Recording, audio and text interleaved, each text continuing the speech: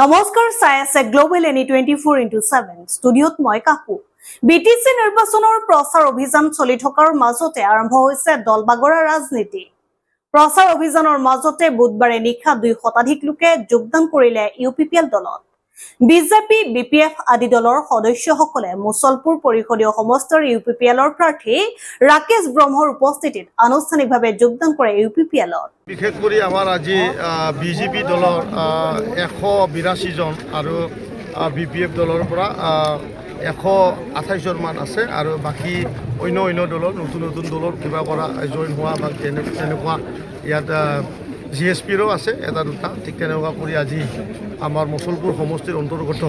প্ৰমোদ বড়ো ডাঙৰীয়াৰ যি নীতি আৰু আদৰ্শ যি শান্তিৰ বাণী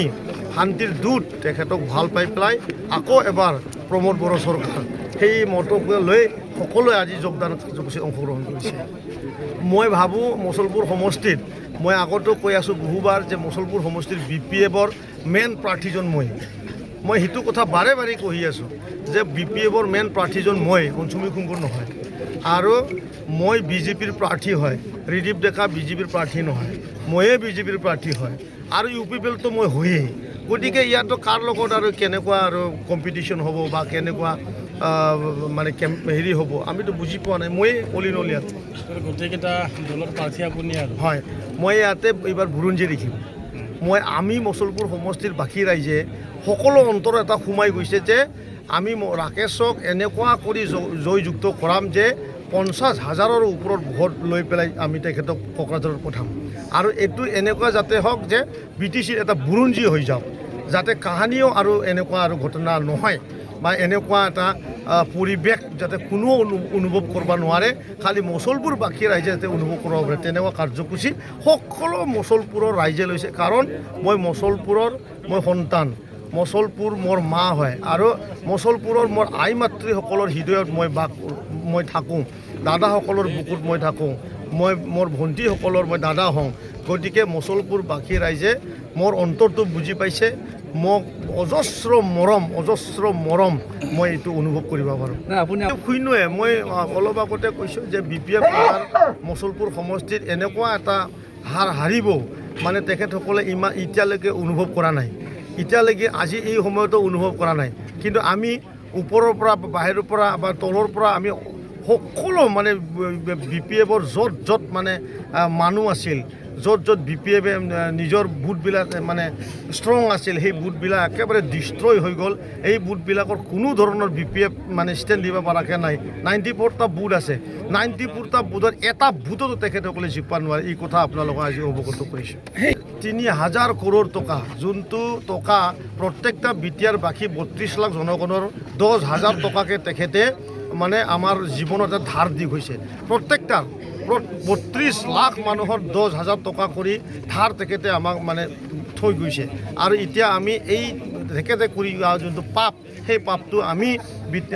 ইউপিপিএল দলে বা বিটিআৰ বাকী ৰাইজে এতিয়া ধুই থাকিব লগা হৈছে আৰু লাজ চৰম নিলজ্জা এৰি পেলাই তেখেতে নিজে এতিয়া এই কথা বাৰ্তাবিলাক কৈ আছে যে মই 22.5 কৰোৰ টকা মাটিৰে মই গড়চকত মাটি বিকিহে হেলিকপ্টাৰ ঘূৰাই আছোঁ আৰু মই সেইকাৰণে কৈছোঁ যে তেখেতৰ অকল 22 কৰোৰ টকাৰ মানে মাটি নাই তেখেতৰ যোনটো হস্পিটেল এইটোও 200 কোটিমান টকাৰ হ'ব কোকৰাঝাৰত থকা আৰু শিলিগুৰিত যি ধৰণৰ মাটি আছে সেই মাটিটো কমেও তাত 300 কোটিমান টকাৰ তেখেতৰ মানে শিলিগুৰি মানে বেংগলত তেখেতৰ প্ৰপাৰ্টি আছে দিল্লীত আছে অজস্ৰ টকা তেখেতৰ আছে এখন নহয় তেখেতে ৰাইজৰ লুটা পইচাৰে 5খনমান হেলিকপ্টাৰ কমেও 5 বছৰ ঘূৰাব পৰা ইমান ডাঙৰ তেখেতৰ সম্পত্তি আছে 1,000 কৰোৰ এইটো একদম মানে কেকৰ ৰিপৰ্টত অহা বিটিচিত আমি এটা অডিটৰ আমি লগাই পেলাই আমি সেইটো চেক কৰা হয় ইয়াত যেতিয়া কেলকুলেশ্যনটো ওলাইছে সাংঘাতিক ধৰণৰ কোনো ধৰণৰ ৱৰ্ক অৰ্ডাৰ নোহোৱাকৈ কোনো ধৰণৰ ফাইনেন্সিয়েল চেংচন নোহোৱাকৈ তেখেতসকলে ৱৰ্ক অৰ্ডাৰ দিছে আৰু মানুহক মানে দৌগ্ৰী কাম কৰাইছে আৰু এই ছেল্ফ হেল্প গ্ৰুপবিলাকক যি আমাৰ বিটিচিত যে আমাৰ বাইদেউসকলৰ ছেল্ফ হেল্প গ্ৰুপ আছে সেই ছেল্ফ হেল্প গ্ৰুপবিলাকক 5 লাখ টকা কাম দিম 10 লাখ টকাৰ কাম দিম বুলি তেখেতসকলে পইচাও তুলিছে 10 লাখ টকা দিলে আৰু 10% 1 লাখ টকা এই বাইদেউসকলে আজিলৈকে এই ঋণটো মানে বাইদেউসকলক মৰম কৰাটো বেলেগ কথা তেখেতসকলে বাইদেউসকলৰ আৰু সুতৰ পইচা লৈ পেলাই তেখেতসকলে ৰাজনীতি কৰি আছে ছেল্ফ হেল্প গ্ৰুপৰ ইমানে অধম আৰু ইমানে চেষ্টাচাৰী দল সেইটো হ'ল BPF দল কিন্তু প্ৰমোদ তেনেকুৱা একো মানে